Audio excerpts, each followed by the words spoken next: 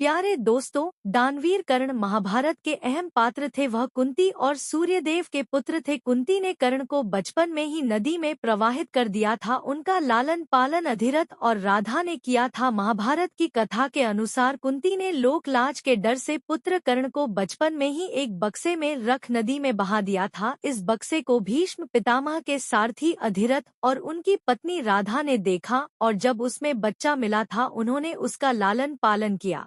पालनकर्ता माता के नाम पर कर्ण को राधे भी कहा जाता है। कर्ण को दुर्योधन ने अंग देश का राजा बनाया, जिसके कारण उनको अंगराज भी कहा जाता है। कर्ण अर्जुन की तरह ही महान धनुर्धर थे। भगवान परशुराम ने स्वयं कर्ण की श्रेष्ठता को स्वीकार किया था। उनकी ख्याति दानवीर के तौर पर थी। वह इतने दानवीर थे कि उनसे कोई भी चीज अगर मांग ली जाए तो वो उसे दे देते थे। यही वजह है कि महाभारत युद्ध से ठीक पहले इंद्र ने उनसे उनके दिव्य कुंडल और कवच दान में मांग लिए थे। अगर यह दिव्य कुंडल और कवच कर्ण दान में नहीं देते तो उन्हें कभी मृत्यु नहीं होती। लेकिन दोस्तों, क्या आप जानते हैं कि जब कर्ण की मृत्यु का समय निकट आ चुका था तो मरते हुए कर्ण ने ऐसे क्या कहा था कि जिससे श्री कृष्ण भी अपना रोना ना रोक सके। आइए जानते हैं आज की इस वीडियो में।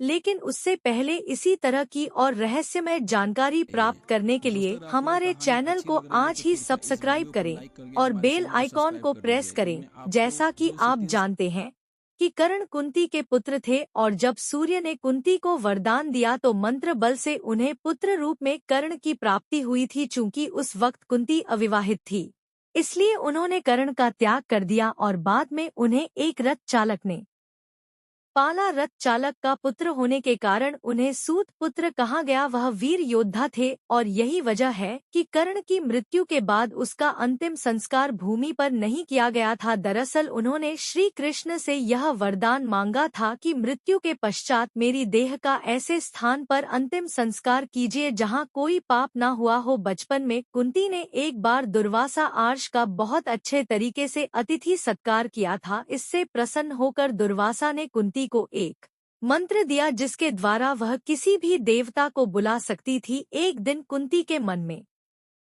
उस मंत्र को आजमाने का ख्याल आया। वह बाहर निकली तो देखा कि सूर्य अपनी पूरी भव्यता में चमक रहे थे। उनकी भव्यता देखकर वह बोल पड़ी, मैं चाहती हूँ कि सूर्यदेव आ जाएं।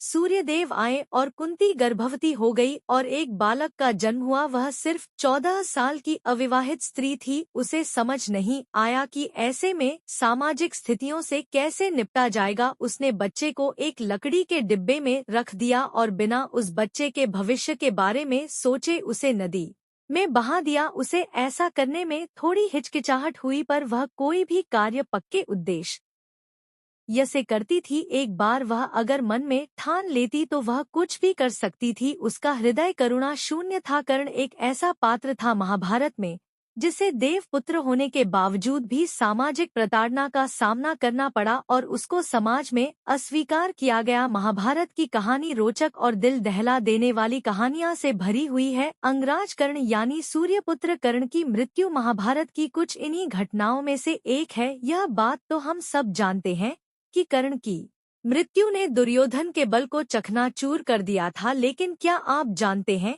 कि आखिर कर्ण की मृत्यु के बाद उसके परिवार का क्या हुआ? आखिर क्या हुआ उसकी पत्नी का जब उसे कर्ण की मृत्यु की सूचना मिली? अंगराज कर्ण की पत्नी का नाम रुशाली था। महाभारत में कर्ण की पत्नी रुशाली का वर्णन एक बुद्धिमान, चरित्रवान और पतिव्रता पत्नी के रूप में किया गया है। अंगराज कर्ण की तरह ही उनकी पत्नी रुशाली भी एक सूत पुत्री थी। एक सूत पुत्री होने के कारण अपने पिता आधिरथ के कहने पर कर्ण ने रुशाली से विवाह किया था। रुशाली दुर्योधन की विश्वास पात्र सारथी सत्यसेन की बहन थी और एक बुद्धिमान स्त्री भी थी। महाभारत में कर्ण की पत्नी रुशाली के बारे में बहुत ही कम वर्णन मिलता है, लेकिन रुशाली का तप और प्यार किसी स्त्री से कम नहीं था। महाभारत में उसे सत्य और निष्ठा का पालन करने वाली एक धर्ममां स्त्री के रूप में दिखाया गया है। ऐसा कहा जाता है कि रुशाली को द्रौपदी के चीर हरण की खबर पहले ही लग गई थी। रुशाली ने दुर्योधन और शकुनी के इरादे को पहले ही भांप लिया था। रुशाली ने द्रौपदी के चीर हरण को पहले से ही रोकने का पूरा प्रयास भी किया, लेकिन होनी को कौन टाल सकता है। कहते हैं कर्ण की मृत्यु के बाद रुशाली की जीने की इच्छा लगभग खत्म ही हो गई थी। उसके बाद वह कर्ण की चिता पर ही उसके साथ सती हो गई। महाभारत के युद्ध में कर्ण के सारे पुत्र मारे जा चुके थे, लेकिन उसका और रुशाली का एक पुत्र अंत तक जीवित बचा हुआ था। जब रुशाली को कर्ण की मृत्यु की सूचना मिली, तब उसे पता चला कि उसका दाह संस्कार किया जा रहा है, तो वह भी युद्ध भूमि में पहुंची। और उसके बाद जब कर्ण की चिता पर आग लगाई गई, तब उस समय रुशाली भी उनके साथ सती हो गई। कहते हैं रुशाली और कर्ण का एक पुत्र जीवित बचा हुआ था। जी हाँ, ऐसे तो कर्ण के 9 पुत्र थे। कहते हैं रुशाली तो कर्ण के साथ सती हो गई, लेकिन सुप्रिया माता कुंती गांधारी और धृतराष्ट्र के साथ वन में तप के लिए चली गई थी। कहते हैं कर्ण के यह 9 के 9 पुत्र बड़े ही तेजस्वी और पराक्रमी योद्धा थे, और यह सब अपने पिता के समान ही हर युद्ध कौशल में माहिर थे। महाभारत के युद्ध में कुरुक्षेत्र के युद्ध भूमि पर कर्ण के पुत्रों ने खलबली मचा दी थी। उन्होंने अनेकों पांडव योद्धाओं को हराया और भारी मात्रा में पांडव सैनिकों का संहार किया। कर्ण के पुत्रों ने युद्ध में वह रण कौशल दिखाया जिसे देखकर अनेकों पांडव योद्धा भयभीत होते उठते थे। अपने पिता कर्ण के समान यह भी पांडवों की विजय में बहुत बड़े भ्राता थे। पांडव जानते थे कि बिना कर और उसके पुत्रों के दमन के वह युद्ध नहीं जीत सकते। वही युद्ध के 17 दिन कर्ण और अर्जुन के बीच बड़ा घनघोर युद्ध हुआ, और जहां पर भगवान श्री कृष्ण की चतुराई और छल के कारण अर्जुन के हाथों वीरगति को प्राप्त हुए, उसी दिन कर्ण के 8 पुत्र वीरगति को प्राप्त हो गए थे। वहीं शत्रुंजय, वृषसेन और द्विपद को अर्जुन ने मारा। इस प्रकार कर्ण के 9 में से 8 पुत्र महाभारत के युद्ध में मारे गए। कहते हैं वृषकेतु कर्ण और रुशाली का इकलौता जीवित पुत्र था। वृषकेतु के पिता और अन्य सभी भाइयों का अंत हो चुका था, तथा उसकी माता भी कर्ण की चिता पर सती हो गई थी। वृषकेतु अकेला हो गया था, उसके सभी अपने चल बसे थे, लेकिन इसके बाद भी उसने कभी भी अपने मन में बदले की भावना नहीं डाली। वृषकेतु का बचपन दरअसल अपनी माता यानी रुशाली के साथ ही बीता था, इसलिए उसके चरित्र पर उसकी माता का प्रभाव पड़ा। उसने कभी भी पांडवों के विषय में कुछ गलत नहीं सोचा, तथा